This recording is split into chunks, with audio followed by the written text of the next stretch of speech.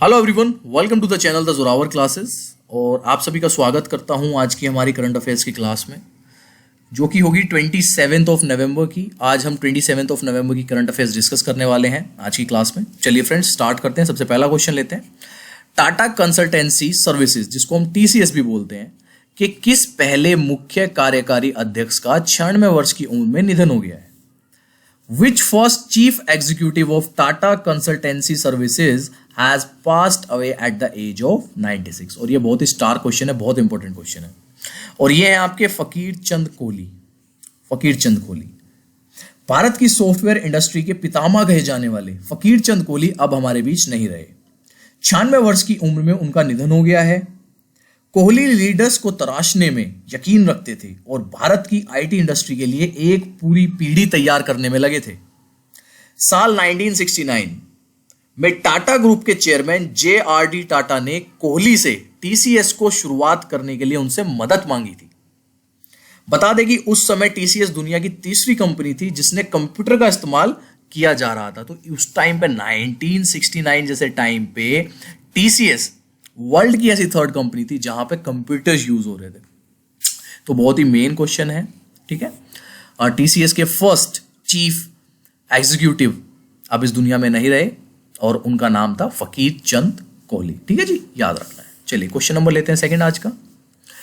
DGCA ने अंतरराष्ट्रीय उड़ानों पर लगी रोक को कब तक के लिए बढ़ा दिया है? How long has the DGCA extended the ban on international flights? DGCA ने कोरोना संकट के चलते भारत में कमर्शियल अंतरराष्ट्रीय उड़ानों की आवाजाही पर 31 दिसंबर तक रोक लगा दी है। देश में 31 दिसंबर तक ना कोई कमर्शियल अंतरराष्ट्रीय उड़ान भारत से बाहर जाएगी और ना ही दूसरे देश से आएगी। हालांकि इस दौरान वंदे मातरम मिशन के तहत जाने वाली खास उड़ानें जारी रहेंगी। इससे पहले डीजीसीए ने अंतरराष्ट्रीय फ्लाइट पर रोक 30 नवंबर तक बढ़ाने का आदेश दिया था, जो कि अब बढ़ाकर 31 दिसंबर कर दी गई है। ठीक है, इसका आंसर 31 दिसंबर है। ठीक है जी। क्वेश्चन नंबर थर्ड आज का। खेल मंत्रालय ने हाल ही में किसे राष्ट्रीय खेल महासंघ के रूप में मान्यता दे दी है? Which ministry of sports has recently recognised as the national sports federation? और यह मान्यता दोबारा से दी गई है आपकी भारतीय तीरंदाजी संघ को, इंडियन आर्चरी एसोसिएशन। भारतीय तीरंदाजी संघ को 25 नवंबर 2020 को 8 साल बाद सरकार से फिर से मान्यता मिल गई है। राष्ट्रीय खेल विकास संहिता के अनुरूप चुनाव नहीं कराने के कारण उनकी मान्यता रद्द की गई थी। एआई के चुनाव इस साल जनवरी में हुए, जिसमें केंद्रीय मंत्री अर्जुना मुंडे की पैनल ने बहुमत हासिल किया। यह स्पष्ट है कि सरकारी दिशा निर्देशों के पालन को लेकर मंत्रालय की चिंताओं का एएआई ने निवारण कर दिया है। इसके साथ ही एएआई की मान्यता बहाल करने का फैसला लिया गया है, जो 1 साल तक वैध रहेगी। ठीक है जी, ये अच्छा क्वेश्चन है, इसको ध्यान रखना है। चलिए क्वेश्चन नंबर लेते हैं अपना फोर्थ आज का। निम्न में से किस देश के दिग्गज फुटबॉलर माराडोना का 60 वर्ष की उम्र में निधन हो गया? Which of the following countries legendary footballer Maradona has died at the age of 60? और ये बहुत ही इंपॉर्टेंट क्वेश्चन है अगर वर्ल्ड लेवल पे देखा जाए और अगर फुटबॉल की नजरों से देखा जाए तो इससे इंपॉर्टेंट क्वेश्चन इस टाइम पूरी दुनिया में कोई नहीं है। जो माराडोना थे वो अर्जेंटीना से ताल्लुक रखते थे, तो अर्जेंटीना देश के हैं वो। फुटबॉल के महानतम खिलाड़ियों में शुमार अर्जेंटीना के मशहूर फुटबॉलर रहे माराडोना का 60 वर्ष की उम्र में कार्डिक अरेस्ट के कारण निधन हो गया है। माराडोना 1982 विश्व कप फुटबॉल से सबसे पहले चर्चा में आए। यह विश्व कप स्पेन में खेला गया था, लेकिन उस समय मात्र 21 वर्षीय माराडोना अर्जेंटीना के स्टार खिलाड़ी के रूप में उभर कर आए थे। माराडोना ने साल 1997 में अपने 37वें जन्मदिन पर प्रोफेशनल फुटबॉल से अलविदा यानी कि रिटायरमेंट ले ली थी।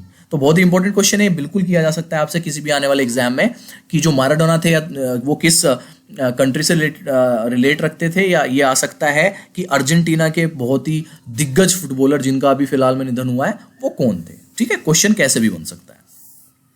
चलिए क्वेश्चन नंबर लेते हैं आज का फिफ्थ। क्वेश्चन नंबर फिफ्थ है, निम्न में से किस राज्य सरकार ने अगले 6 माह के लिए हड़ताल पर प्रतिबंध लगा अस्मा लागू कर दिया है? Which of the following state government has imposed asthma ban on strike for the next 6 months? और ये किया आपकी उत्तर प्रदेश गवर्नमेंट ने। कोरोना संकट काल के बीच उत्तर प्रदेश की सरकार ने बड़ा फैसला लिया है। यूपी में अगले 6 महीने के लिए आवश्यक सेवा अनुरक्षण कानून यानी कि एस्मा लागू किया गया है। यानी अगले 6 महीने तक प्रदेश में किसी भी तरह की हड़ताल पर पूरी तरह से रोक लगा दी गई है।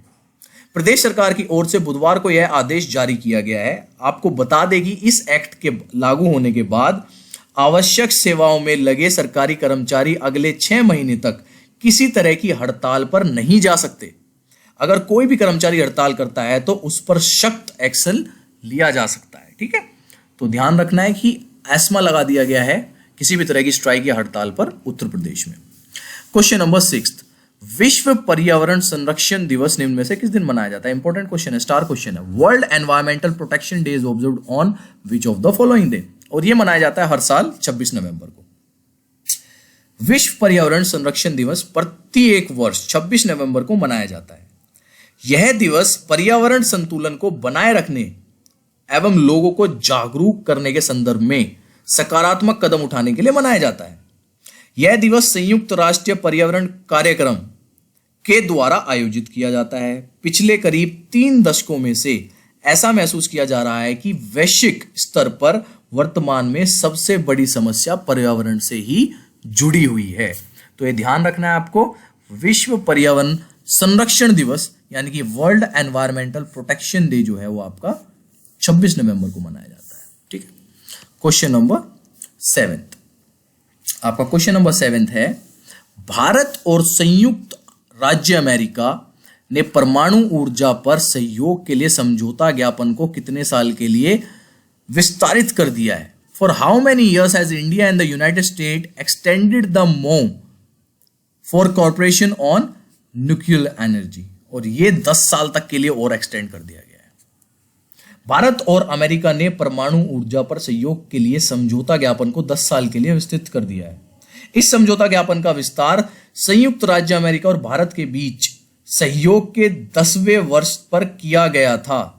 भारत और अमेरिका ने 7 नवंबर 2010 को नई दिल्ली में global centre for nuclear energy partnership के साथ सहयोग के संबंध में समझौते ज्ञापन पर हस्ताक्षर किया था। ठीक है, और ये अगले 10 साल तक और जो है एक्सटेंड कर दिया गया है, यानी कि 2030 तक।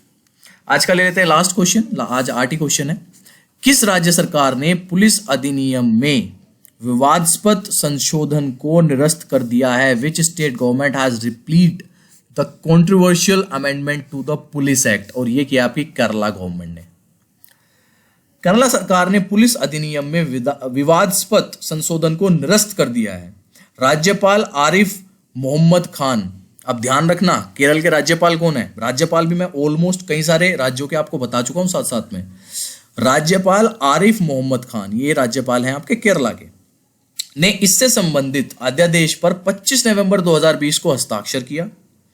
पुलिस कानून में इस संशोधन को लेकर विवाद हो गया था और इससे अभिव्यक्त स्वतंत्रता और मीडिया की आजादी पर हमला बताया गया था। इसे राज्य सरकार का कहना था कि महिलाओं और बच्चों को साइबर अपराध से बचाने के लिए यह संशोधन किया गया था, लेकिन इसको अब निरस्त कर दिया गया। क्या? पुलिस एक्ट जो भी ये आया था। ठीक है जी, केरला गवर्नमेंट ने निरस्त कर दिया है, खत्म कर दिया है। ठीक है जी, तो भाई ये थे आपके आज के 8 क्वेश्चन।